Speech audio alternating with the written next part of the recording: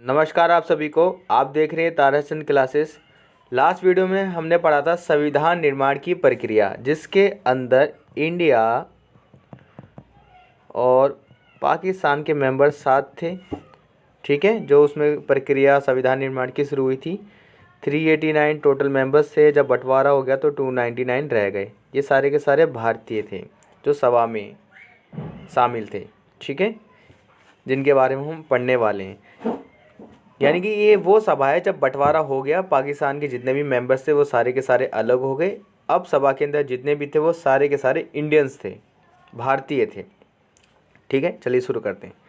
संविधान सभा का गठन सांप्रदायिक आधार पर किया गया था। जब बंटवारा सांप्रदायिक आधार पर हुआ था तो गठन जो हुआ था सभा का वो भी सांप्रदायिक आधार पर किया गया था।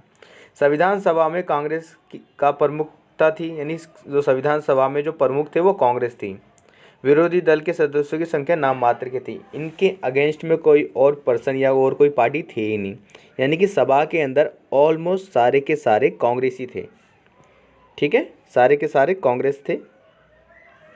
9 दिसंबर 1946 को संविधान सभा की प्रथम बैठक हुई और ये कहाँ हुई थी? हमारे दिल्ली में स्थित काउंसिल चैम्बर के पुस्तकालय भवन में हुई और वर्तमान में संसद भवन का केंद्रीय कक्ष है, या कह सकते हो संसद भवन में हुई थी, जो पहले एक लाइब्रेरी था, आज़ादी से पहले कह सकते हो।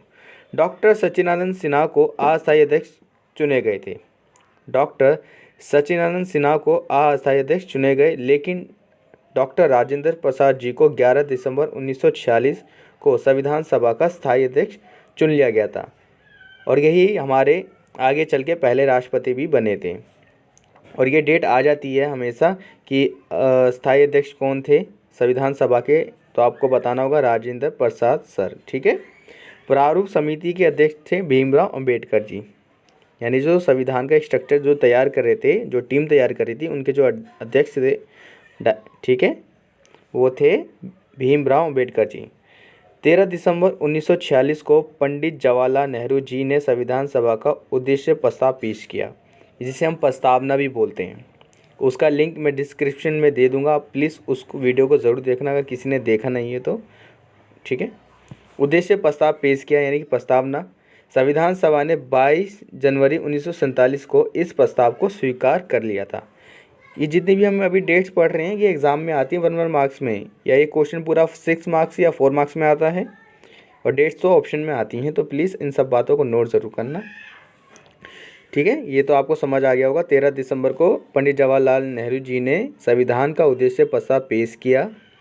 सभा ने 22 जनवरी 1947 को इस प्रस्ताव को स्वीकार कर लिया और 22 जुलाई 1947 को राष्ट्रीय ध्वज अपनाया गया था, यानी कि हमारा नेशनल फ्लैग जो था 22 जुलाई 1947 को एक्सेप्ट किया गया था। और अगला है, भारतीय संविधान को बनाने में 2 वर्ष 11 महीने 18 दिन। ये क्वेश्चन तो कई बार आया होगा, आपके यूनिट टेस्ट में भी आया होगा या ऑनलाइन टेस्ट में भी आया होगा। ये क्वेश्चन स्कूल की तरफ से कई बच्चों का वैसे आया भी था। भारतीय संविधान को बनाने में 2 वर्ष 11 महीने 18 दिन का समय लगा। 64 लाख रुपए का खर्चा आया था और कुल बैठक हुई थी 166। ठीक है, और लगभग 284 लोगों ने सिग्नेचर करे थे उस टाइम, जितने लोग अवेलेबल थे। ठीक है, याद रखना कितने लोगों ने साइन करे थे, 284। कितना खर्चा आया था? 64 लाख का, और समय लगा था 2 साल 11 महीने 18 दिन। 26 नवंबर 1949 को, ठीक है, 26 नवंबर 1949 को तैयार हो गया था ये हमारा भारतीय संविधान। संविधान सभा ने भारत के लिए संसदीय शासन व्यवस्था और संघात्मक व्यवस्था को क्या कर लिया? एक्सेप्ट कर लिया था। यानी 26 नवंबर 1949 को हमारा संविधान बनकर तैयार था, लागू नहीं हुआ था। याद रखना इस बात को, बहुत सारे बच्चे कन्फ्यूज़ हो जाते हैं कि हमारा जो संविधान है 26 जनवरी 1950 को तैयार हो गया था। यहीं पे क्वेश्चन गलत हो जाता है कई बच्चों का, तो हमेशा याद रखना कि 26 नवंबर 1949 को हमारा भारतीय संविधान पूरी तरीके से तैयार था, बस उसको लागू करा गया था 26 जनवरी 1950 को।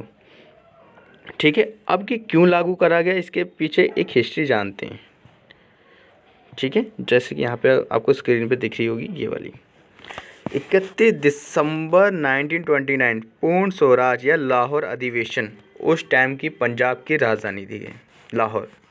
भारतीय राष्ट्रीय कांग्रेस ने पूर्ण स्वराज की घोषणा की थी, यानी कि पूर्ण रूप से आज़ादी की मांग करी थी उस दिन पहली बार।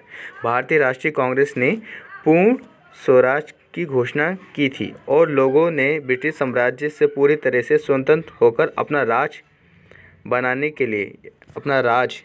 के लिए संघर्ष करने की प्रतिज्ञा की थी, यानी कि हम आज़ाद हो जाएंगे इन अंग्रेज़ों की गुलामी से। अर्धरात्रि यानी आधी रात को इनकलाब जिंदाबाद के नारे के बीच रावी नदी के तट पर भारतीय स्वतंत्रता का प्रतीक तिरंगा झंडा फहराया गया था, यानी कि एक फ्लैग को फहराया गया था रावी नदी के पास आधी रात को, और इनकलाब जिंदाबाद का नारा लगाया गया था। और 26 जनवरी 1930 को पूरे राष्ट्र में जगह जगह सभाओं का आयोजन किया गया था, जिनमें सभी लोगों ने सामूहिक रूप से स्वतंत्रता प्राप्त करने की क्या करा था, शपथ ली थी कि हम भाई 26 जनवरी को पूरे दिन क्या है, हम आज़ाद हैं। इस दिन को ऐसा इंडिपेंडेंट डे के रूप में पहली बार बनाया गया था। तो उसी दिन की याद को ताज़ा बनाए रखने के लिए ये डेट को सेलेक्ट करा गया था 26 जनवरी 1950 को। ठीक है, तो आपको समझ आ गया होगा कि हमारा जो भारतीय संविधान है 26 नवंबर 1949 को बनकर तैयार था, लेकिन लागू करा गया 2 महीने बाद, दिसंबर जनवरी। ठीक है, ओके। तो 31 दिसंबर 1929 को आज़ादी के लिए मांग करी गई, लेकिन मना कर दिया था। फिर 26 जनवरी को पूरी तरीके से आंदोलन छेड़ दिया गया था और मांग कर दी थी पूर्ण स्वराज की, यानी कि हम शपथ भी ली थी हम अंग्रेज़ों की इस गुलामी से हम क्या रहेंगे, आज़ाद रहेंगे। यानी पहली बार आज़ादी के लिए आंदोलन भी कह सकते हो गया था। आई होप आपको ये समझ आया होगा। तो इन सभी बातों को प्लीज़ बच्चे नोट कर लेना और अपने क्लासमेट में सभी बच्चों के साथ शेयर करना। इन डेट्स का ध्यान रखना, एग्ज़ाम में बहुत इंपॉर्टेंट ये आती हैं। और चैनल को सब्सक्राइब ज़रूर करना अगर आपको वीडियोस अच्छी लग रही हैं। मेरा नाम ताजचंद, मिलेंगे आपसे नेक्स्ट वीडियो में। ओके, जब तक चैनल को आप सब्सक्राइब ज़रूर करें, बिल्कुल फ्री है, कोई पैसे नहीं लगते इसके।